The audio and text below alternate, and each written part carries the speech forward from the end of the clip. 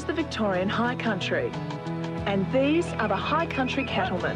The horses, the akubras, the drysabones, the stock whips. This is the stuff legends are made of. And I'm about to find out if I've got the right stuff to be a cowgirl on a unique ride through the high country. Okay, Socket, come on.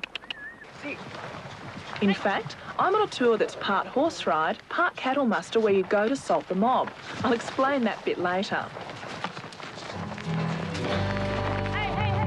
It all takes place on the high plains above Dargo in East Gippsland, about 5 hours out of Melbourne.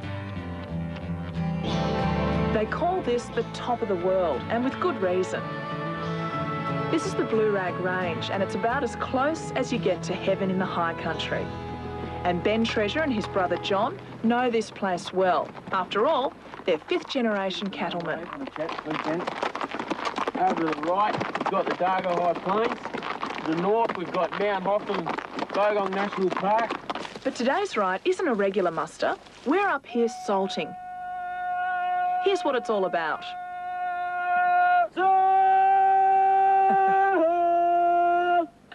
You only need two things to go salting: salt and a big voice. The reason for all this yelling is simple. The cows in the high country don't get enough salt in their diet, and they develop a craving for it. This makes mustering extremely simple. You just pour some salt in the middle of an empty paddock, yell, and wait for the cattle. This is the easiest muster I've ever been on. You just yell out and they come. Perfect. And it works. After only about 10 minutes, we've got a good-sized mob of cattle ready to be herded up and moved on out to new pasture.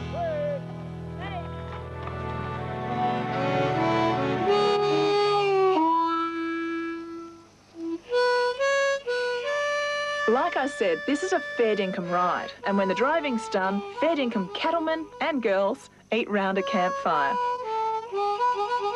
This is the perfect end to a day in the saddle. The billy on the boil, a bit of homegrown beef for supper, a few tinnies, and a stockman's lullaby.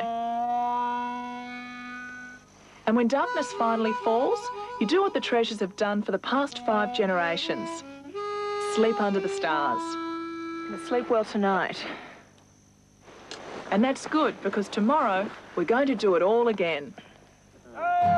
Salting tours in the high country are seasonal. Salting is done from January to April and costs $110 per person per day, including meals. Non-droving high country overnight and longer tours are also available.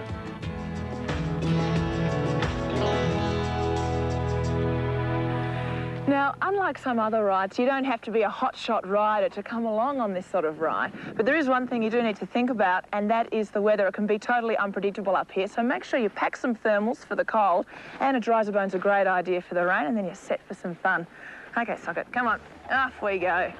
What do you reckon? Come on. Later in the show,